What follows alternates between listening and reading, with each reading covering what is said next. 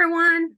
I'm Lou Ann Morris, and I'm here to help Deborah Colleen Rose speak her audio biography. So I'm going to try to keep her on track, which sometimes doesn't happen. But today we're going to talk about her move from Shreveport to Dallas. No, from Texarkana. I'm sorry, Texarkana. What do I know? I don't know. Where did you get Shreveport from? Do you like my hat? It's out there somewhere in the same. Yes, I do like your hat. Well, there used to be a commercial when I was a kid on the radio and goes, cross over the bridge, cross over the bridge. It was some kind of shopping. You cross over the bridge to over to Shreveport from Texarkana to go, I think it was our car dealer or something. Well, it is close. It's so Yeah. close. Yeah, there's even a song about picking cotton. It was just a mile from Louisiana, just about a mile from Texarkana, in them old cotton fields back home. It's about a 45-minute drive. Sorry, I did not realize we were going a cappella today. Not me either. It's your job to keep me in line. Do it. Handle it, Roy. Handle it. Oh God. Dallas? Well, we moved to Garland, really. So Okay. when my parents got a divorce, my mom, okay, this is a crazy story. This may be all we cover today. So my mom and dad were getting a divorce. I kind of knew about it. My mom came to me and told me she wanted to divorce my dad. It was almost like she was having to convince me that it was okay to do this. And I really remember her sitting down at the kitchen table with me and outlining all the practical reasons on why she needed to get a divorce. And I can remember saying, well, if that's the way it is, then I understand. I was not happy about it, but it made sense to me. So there was a divorce, and it was final on May 1st of 1970. My mother picked my youngest brother up from daycare or my grandmother's or wherever he was. And my other brother, Kirk, was in first grade, and I was in sixth grade. And she picked us up from school with her boyfriend, who was soon to be my stepdad, threw us all in the car with no suitcases, no clothes, nothing. And we drove to Garland that same day. And on the way to Garland, she stopped and her and Robert stopped in Mount Pleasant, and they got married on the way to Garland. Okay. We sat out in the car and they got married. Now, you need to understand something is legally in the state of Texas, which is what we were in, if someone had contested that marriage, it would not have been legal because there's supposed to be a 30-day waiting period before you can marry again after you've been divorced. I guess it's like a cooling off period, or waiting to make sure that you are emotionally stable. I don't know why 30 days made sense or why that was even an issue to become a Maybe you law. need to change your mind. I don't know. Yeah. Maybe I don't know.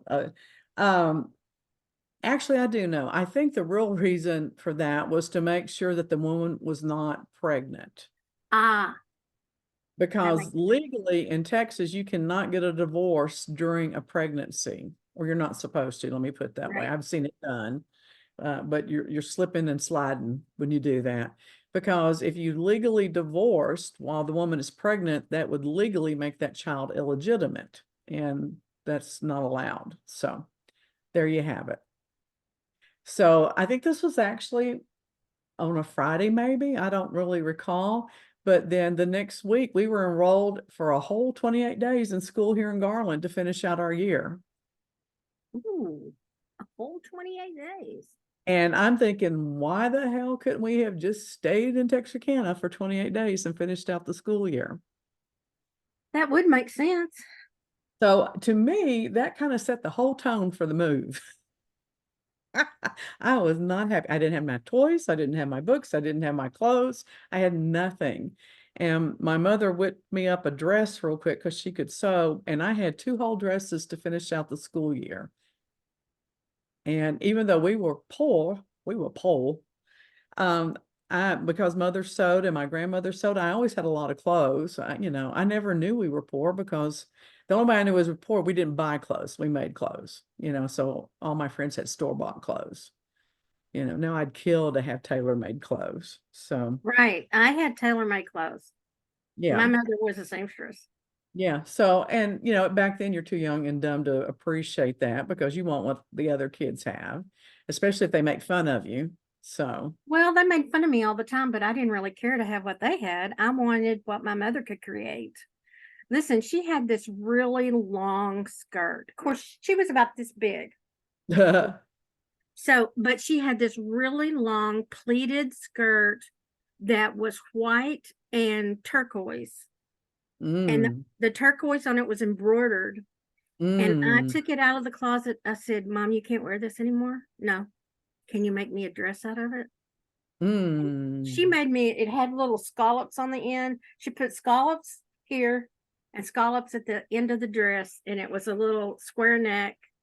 And she took the band and banded it around the top. So that was custom, let me tell you.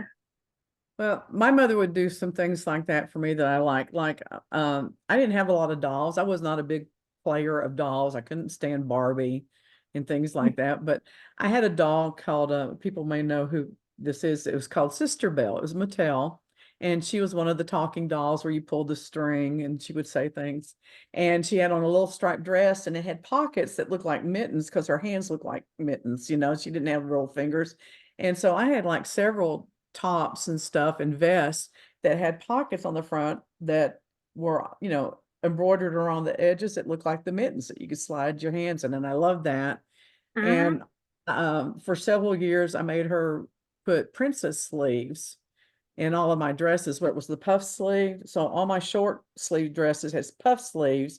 And then for the winter, they were puff sleeves with the longer end, the Yep. long time sleeve. Yeah. And I always love stuff like that, And that's things that custom, I'm telling you. it is. It Yeah. is. So and then every Easter she would make me a dress out of dotted Swiss, and I would kill to find anything made out of dotted Swiss anymore. You can't even find that At material. Easter? Yeah, a dotted Swiss dress, it was, and that's thin material, so it had to be lined, you know. So, and usually it was white with either blue or pink dots. So, I I loved it. I did. I loved it. So, I went into culture shock, needless to say. I mean, absolute culture shock. You might as well have moved me to a foreign country. This, Is that because you didn't have your friends or what? yes, I didn't have my friends. I didn't have my family. I was like Maureen O'Hara in The Quiet Man. I want some things about me, when she got married and she didn't get her furniture from her brother because he was mad that she got married. She goes, I want my things about me. That's what makes a home, having your things about you. I had nothing of Mhm. my own. I didn't even, I had a huge my bedroom, even though we lived in a small house in Texarkana, my bedroom was 25% of the house because it had been added on to the house. So my two brothers shared a room and I had my own room, and that was basically our two rooms were 50% of the house. So I had my own space. Um, and I had, beautiful furniture because my Aunt Doris worked at the furniture store there in Texarkana. So she would buy new furniture and hand down her old furniture to the rest of us. And it was beautiful quality furniture. So I had none of that. And I was having to share a room with nobody, with somebody I did not know. It was my older stepsister. So my stepdad had one daughter and three sons. My mother had a daughter and two sons. So the oldest son moved out shortly afterward because he was over 18. I think he went into the army. But there were four boys in one bedroom, two girls in one bedroom, and we had one bath. And the house, I went and looked it up, after I got grown on the appraisal district. The house was 910 square foot.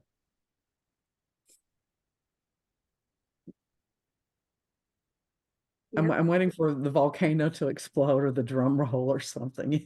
Well, that was the size of that apartment I moved out of. Yeah. So, and so our house in Texarkana wasn't much bigger than that, but I wasn't sharing a room. we were on the edge of town, so we had a lot of room. Outside. This house had a very tiny yard. There was everything, I was used to being in a more of an outdoorsy environment. We were in the city, but we didn't have curbs, we didn't have sidewalks. So it had, an old rustic feel to it. And we're now in the middle of the city with none of the advantages of being in the city because nothing was close, and no means to get around and no friends because I hadn't been in school long enough to make any friends because we were there 28 days. So that was actually 3 weeks, 15 days, maybe 20 days, maybe. And then we break for summer. And my stepsister was 4 years older, 3 or 4 years older than me, and she hated me. So all her friends hated me. And the step siblings all hated us, but it's because they hated mom, because mom made them follow the rules and do No. chores, and plus mom is mom. We'll talk about that later on. And and their mother had died several Oh, years before, and my stepdad was a truck driver, so he was gone a lot. So these kids were basically raising themselves. And when I think about it and how they were by themselves, I don't know how often they were by themselves and at night and how late and all this. They were used to taking care of themselves. And now all of a sudden they got someone telling them what to do. I'd be pissed off too. I well, was yeah. pissed off. So, So you were so mad because you moved. They were mad because they had somebody telling them what to do. yeah, yeah. And the house was, we came from a house that was small, but it was nice and tidy. It had quality things in it. It had quality handmade kitchen cabinets because my uncle was a carpenter and Mhm. things like that. I mean, don't get me wrong, it was a little house and we were poor, but uh, it had an elegance. I use that word loosely because it was kept neat and tidy, and when we did things to it, there was quality items put in, that type of thing. And we moved to a house that was brick, and so we were supposed to be like, the Jeffersons moving on up in this world. Well, it was a hellhole. There were hole in the walls. The walls were filthy. They needed to be painting. The bathtub had broken tile in it. The kitchen countertop had a big gash in it and had been duct taped. I mean, when I think about it, I'm actually just humiliated when I think about the condition of that house and what we moved to. And Well, is was that because it was kind of the only thing available, or? that's where my stepdad lived. He moved us into the house he lived in, Oh, you know, and that's where we were. And there was never any talk of selling the house and moving to another house that I ever heard of. They moved from that house when all of us kids got grown. It's like the kids got grown and moved out, and they were like, "Hey ho, let's go live it up now." And they moved to East Texas and bought a house there. And I'm just thinking, well, why the hell didn't we do that when we were all living at home? You know, there's a lot of things I don't understand about my early life. It makes no sense to me, none at all. And you're just shaking your head. You're like, I don't even know what to ask her now. well, yeah, because it always seems that way because I guess once the kids get raised and out of the house, they actually have more money. And if he owned that house, then they could sell it and get something better. But yeah, it is kind of confusing on why. Well, I have to admit, I grew up with a lot of resentment, because, money was tight. But at the same time, what I saw was my stepfather was a truck driver for Kraft. He always had a lot of many pairs of cowboy boots. They were expensive boots. That's what he wore. He always had cash in his wallet. Um, they always bought cars and, you know, upgraded, from campers to an RV and stuff like that. So there always seemed to be money for the things that he wanted, Yeah. and everything we did was not on the same standards. And it was the discrepancy in the standard of living that kind of fueled my emotions. And then there was a lot of arguing and not really loud arguing, but there was always a lot of clashing. And eventually, all of his children moved out of the house and went to live with their grandmother, who was the mother of their mother, who lived a couple of miles from us in another part of Garland. And they wound up all living with her before they went to high school eventually. So, Okay. and so it just, and it seems like every time one of the kids would move out, my living condition would get worse, not better, as far as That doesn't make emotional. sense. Well, as far as emotional uh Oh, stuff. And I've had a couple of conversations with my mom about this, and she says he was jealous of me because I was a better student and things than his kids, but I'm not buying it. I'm sorry. He just didn't like me. okay. Yeah, my big story that I tell about him is that I only have one thing that he did that I consider a kindness to me after they got married. And um I went from being a very quiet child to a very snarky, sarcastic teenager. Okay. No. Yeah. So and we didn't have a dishwasher and we didn't have a clothes dryer. We didn't have those things. And so the clothes always got hung out by hand and then we always had to do the dishes by hand. And I was usually the one that did the dishes. And I remember one time, I can't remember if it was him or her, meaning mom, that was bitching at me because I'd left some soap on the dishes. I'm like, what's the big deal? And I took a glass of water and I poured it over the dishes, like, it's gone. And you could just see the smoke coming out of my mother's head. And Robert looked at me and he goes, run. Oh no, wait. I'm sorry. I'm sorry. As I saw the smoke coming out of her head, I threw myself up against the wall like this. I said, well, just crucify me. They did it to Christ.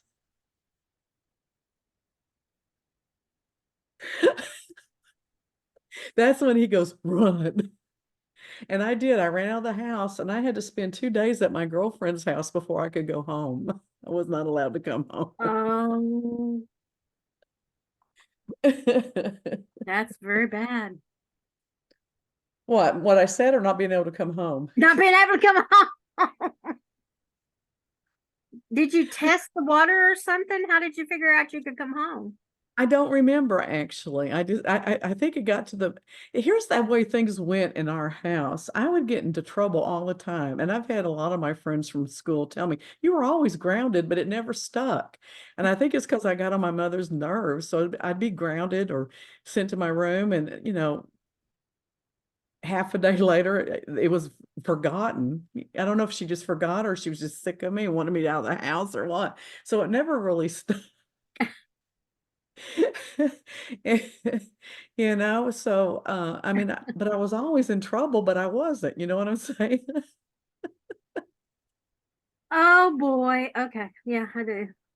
You know, so that's kind of how it is, kind of how it is.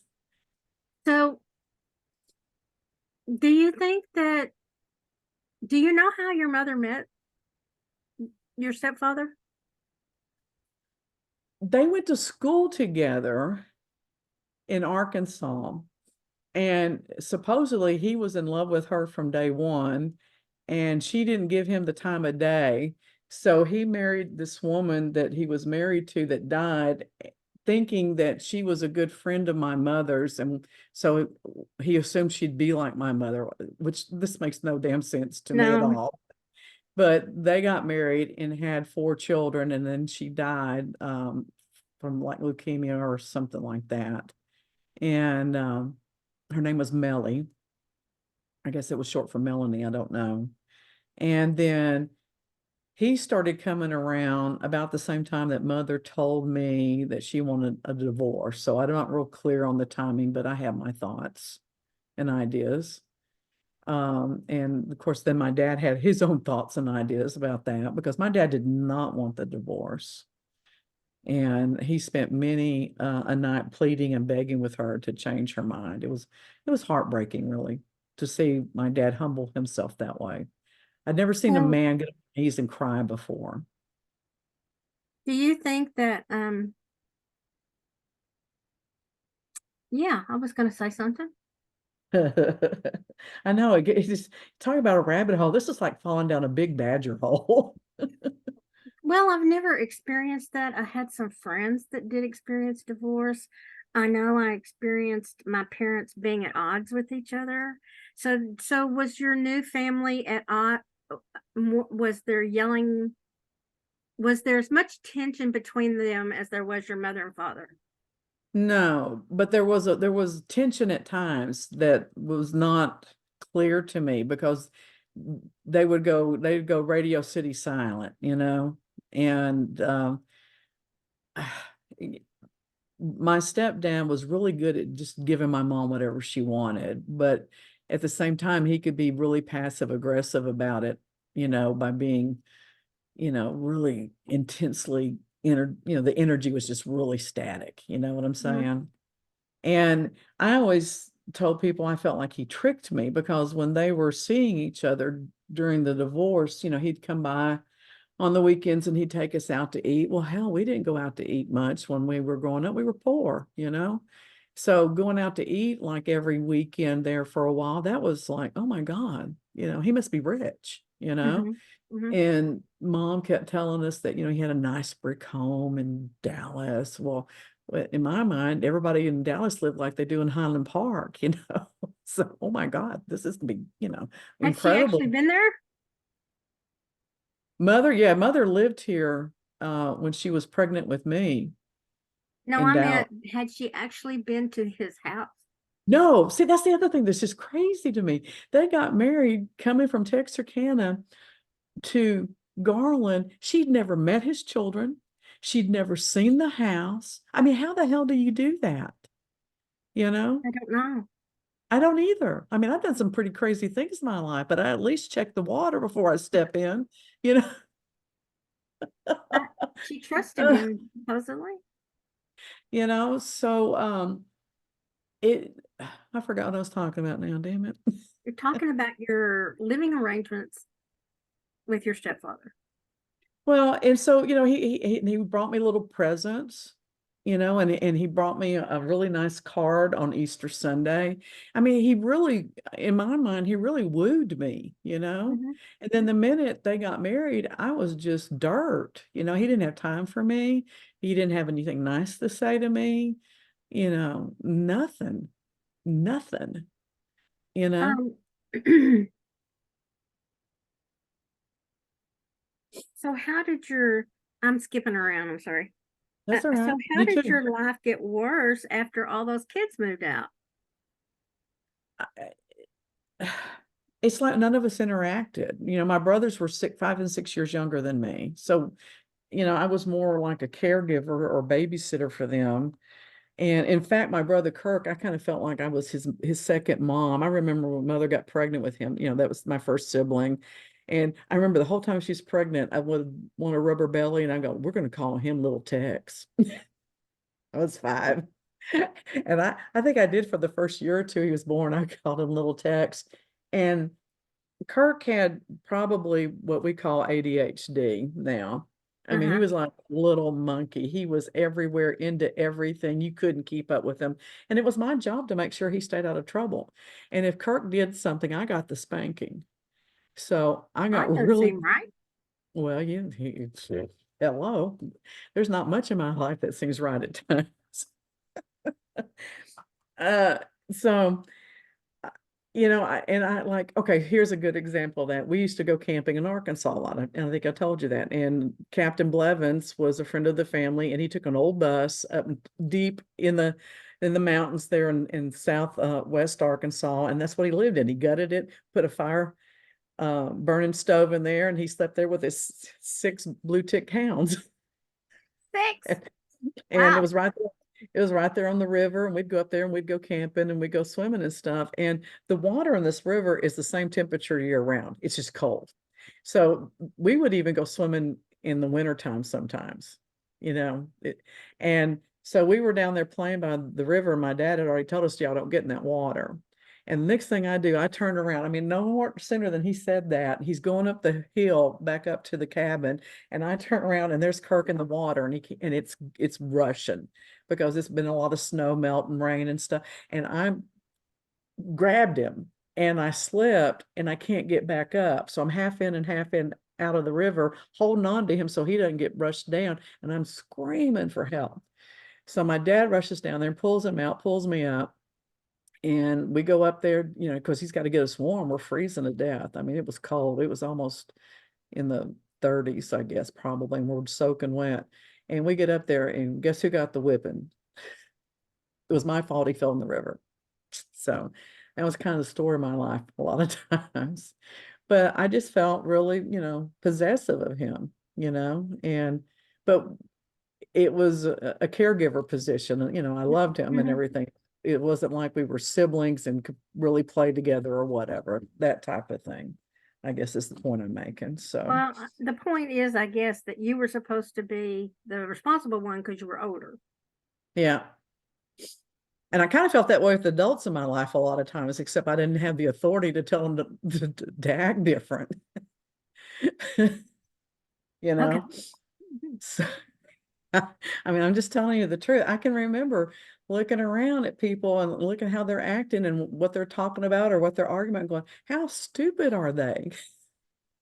What are they doing? You know, and that's kind of been a prominent thought process in my head for years.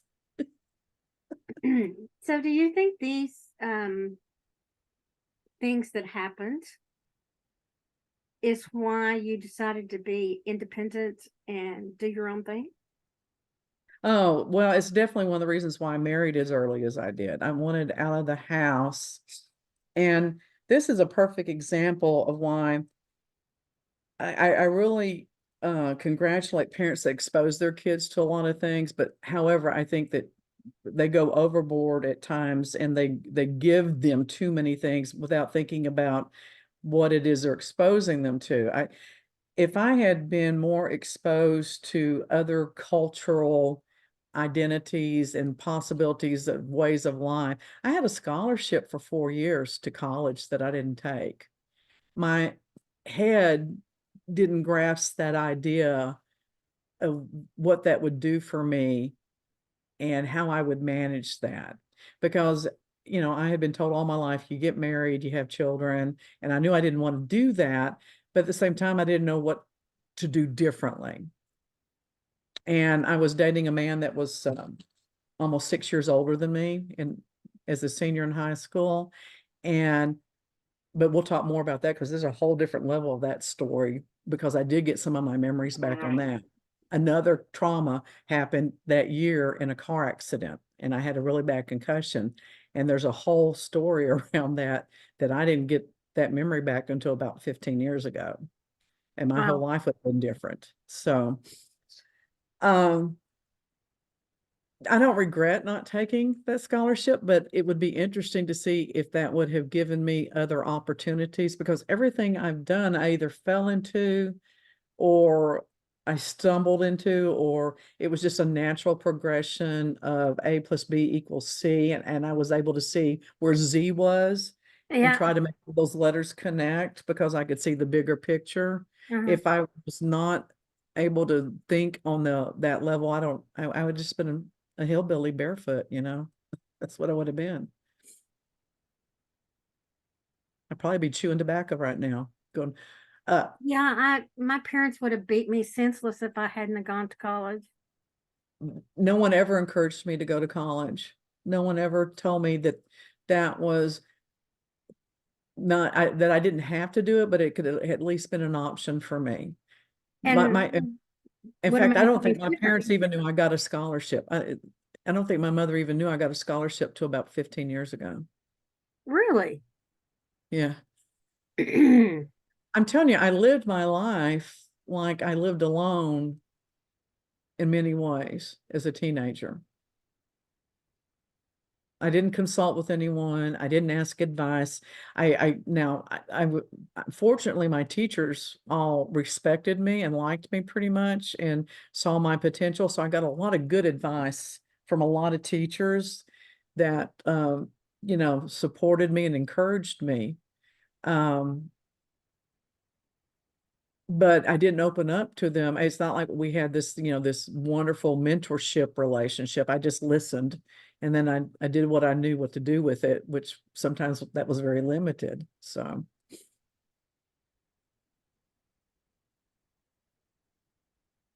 I I'm sound pitiful. surprised did your teachers know that you got this scholarship?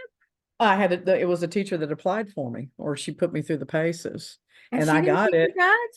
Oh, she and I fought. We had a knockdown, drag out fight over it, because by that time I was engaged to my first husband, and I said, "No, I'm going to get married," because the concept of going north to a whole I mean, the idea of going to another state was like the idea of me moving to Africa. I couldn't wrap my head around it. I know that sounds stupid, especially when you know, I like to consider myself an intelligent human being. I couldn't wrap my head around that. What would that look like? What would I do? How would I survive? Uh, and frankly, I was so sick of school. I didn't spend hardly any of my senior year in the building. I mean, I had teachers that would sign me out to go run errands or do things, and I was on the newspaper staff and things like that. And I was just fed up with the whole system by the time I was 16. Why I did not become an alcoholic or drug addict or something is beyond me, because I was just fed up with what I saw as what life should have been or could be or whatever, what I knew it was. I was done. Well, I I can understand that, You know but what? What's weird is what kept me going is that there were some weird kids in school, and they fascinated me. And I would go to school just to see what they were going to do, because I was so intrigued by them and I was so entertained by them, you know? And I have just been a people collector ever since then. Weird people, I love them. I just love weird oh, people. that's why we're friends, Yeah, exactly. because I'm weird. I didn't want to tell you that, but Well, I'm sorry, I already knew. uh, you know, and what's really weird is I never wanted to be married. I never, ever, ever, ever in God's green earth ever thought about being a bride, wearing a princess dress. None of that. That was never in my dream bowl ever. But I wanted 12 kids. Oh, okay. Yeah, I wanted 12 kids. I Of wanted course. a tribe. I wanted a tribe. But I Well, did I not only want wanted to. 10, so Well, there you you go. You get it. You get it. So, all right. I think we're about done for the day, don't you? well, it just brings so much up to think about. Just gosh, what does that look like? And why would your parents allow you to be in a I don't know. I'm like you. Why haven't you seen the water before you take the cruise? Or yeah, Oh, I don't know. and I was considered sassy or out of line when I'd ask questions like that, you know? And my brothers being 5 and 6 years younger than me, I think they had a different life experience than I did I'm sure they in did. many ways, but there was something about my brother's life that was different that I don't understand, because you know my older brother Kirk, the one that I felt responsible for, committed suicide. Hmm. You know, so I don't know what really his life was like. But Um, you don't know where that turn came in his life. You don't well, know I for have to say this, I do think that there's a huge gene pool contribution to that, because we've had more than our fair share of accidental deaths and suicides in our family, even in recent generations, you know, but even going back, looking at ancestry records and stuff, you know, died by accidental gun death, cleaning his gun, you oh, know, yeah. stuff like that. So we've had and I know depression runs heavily in our Yeah. family, and alcoholism runs heavily in our family. So that, I think that plays a big part of it. And I do have my theories about my brother's death, and I actually trying to explain them in the eulogy because I did his eulogy. I never want to do that again. You should not have to do the eulogy of someone you love, but I I will say this, I don't think anyone could have done justice to his eulogy except me. So I'm glad I did it. Well, you were really his mother. So, We'll so talk about it in depth one day when I've got my shit together because I knew he was going to commit suicide and okay. I tried to intervene and everyone kind of blew me off and poo-pooed me. And So with your audio biography, do you want to go in depth about here's what happened, but here's how it reflected on what I did next? I mean, well, I'm going to be honest.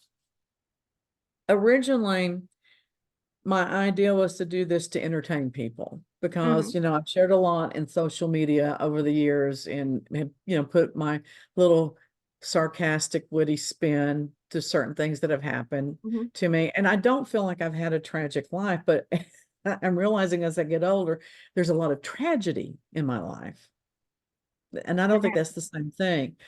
Um, and I, and it's one thing to put it on paper and be able to use your eloquent words and descriptions, you know, it changes a lot when it's in print. But to talk about it, there's a whole level of depth that comes out that doesn't come out in writing. So I but think, don't you think that's, I mean, you get emotional when you talk about it. well, yeah, yeah, I do. And that's really shocked me. I'll be honest. It's really shocked me because I've been able to kind of make jokes about my life for years. Like I'll tell people, they go, well, how many times you been married? I'm like, I've been married 5 times, but here's how you explain it. Look, the first one doesn't count because it was fresh out of high school. The second one doesn't count because he died and I was acquitted. Okay, well, my second husband did die, but he died of a heart attack. But you know, that's my little snarky sarcasm. Okay. Third one was gay, and that's not my fault. I don't care what the court records say. Okay. So the fourth one was my fault because I should have known better, but I got rid of him quickly. And now I've been married 27 years and I married him young and I trained him right. So here we are. Okay. So those are true statements, Well, yeah, but there's a difference in comedy and there's a difference in, I don't know what you call this, but what I thought was going to be comedy has turned into this, whatever this is. because you want to tell the truth, because you want to tell people about your experiences, why you had those experiences, how you reacted to those experiences, so they can have a reference point if they're there. Well, and I will say this, one of the thoughts that I've had is that by golly, I hope I can encourage at least one person to say, oh my God, this shit really happened to me and it sucked, but I'm not going to let it trigger me anymore. I am so tired of hearing, oh, it triggers me. Oh my God, I'm traumatized again because that triggered me. I'm so tired of hearing that. Hey, the day my mom died, January the 11th, it triggers me every time. And sometimes it triggers me when I don't even know what day it is. Well, is it triggering you or are you just having an emotional response that's short-lived? Okay, because to me, when something triggers you, that means that you can't control yourself. In Oh, June, the whole last week of June, I always am sad. That's when my husband died. I loved Marvin deeply. Doesn't mean that I love Scott any less. In fact, I think it gave me the capability of loving him more. But in June, the last week of June, it is different, just like you said. And I know enough about the brain chemistry and the brain, the way it works, and in therapy that I could get rid of all of that emotion if I want to. But my idea is that this man lived. This man impacted my life. This man made me a better person, and he deserves to be grieved over once a year. yeah. So I don't change it, but I don't let it ruin the quality of my life. Well, it used to ruin the quality of my life early when it happened. But now it's just a sadness. So you're right. It's not a trigger. It's I feel sad. And then you're like, well, why do I feel sad today? And you look at the calendar and you go, that's why. That's Because body memory. That's body memory. sometimes like your internal clock is saying, guess Yeah. what day it is? And you know what? We're supposed to feel those things. We're supposed to, we're not, I don't know why people think that we're never supposed to feel sad or anger or grief. What we're supposed to do is to feel all those things and feel them deeply, but then make choices that add to the quality of our life. But And I that's where think people that, get hung up.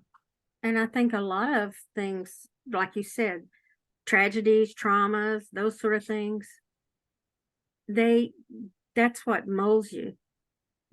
It does. It really does. And So what because people annoy the shit out of me.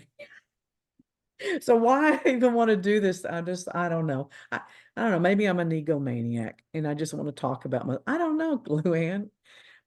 If it seems like it gets out of control, you tell me it's out of control and we'll quit doing it. No, I think with autobiographies and that inspires other people not to go down that path or to question why they're on a certain path or I mean it gives others things to think about. Well, I hope so. And I hope that somebody can take away a nugget if they have the patience to listen to these things through the Mhm, entirety. mhm. Because it had been my intent for them to be 15 minutes, and we have yet to make that goal. So I really want to Oops. get there eventually because I just wanted to tell my story, but we wind up analyzing a lot of it too. So I don't Well, know. It that's is. my fault, so I'll quit analyzing. No, it's okay. It is what it is. It's going to be what it's going to be. And, you know, so anyway, what do you want to talk about next time so I can write it down? And then we're Well, down to let's the next step. see. Do you want to talk about you talked a little bit about high school, but so do you want to talk a little bit more about high school and why you got married the first time? No, you know what? I think I want to talk a little bit about the fact that I've had head traumas. Okay. You want to talk Okay, about so let's the talk. accident? Yeah, and then I can kind of fill in some gaps on some things about what's going on and why this is therapeutic for me because it is forcing me to exercise my brain to recover memories. So, Mhm. and I'm finding it very therapeutic for that. So, So you had that first brain trauma when you had a car accident? And mm, I no, I had my first well, it was a car accident, but it was I was in elementary school with my dad was my first one.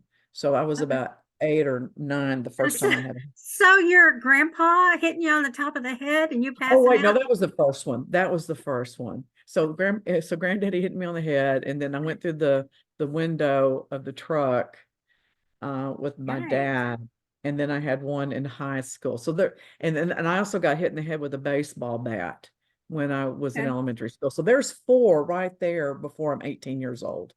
4. Yeah. So All right. yeah. So let's talk about how you recover Okay. next time. All right. Well, thank you all. I hope this is something y'all are enjoying. If you're not, don't listen anymore.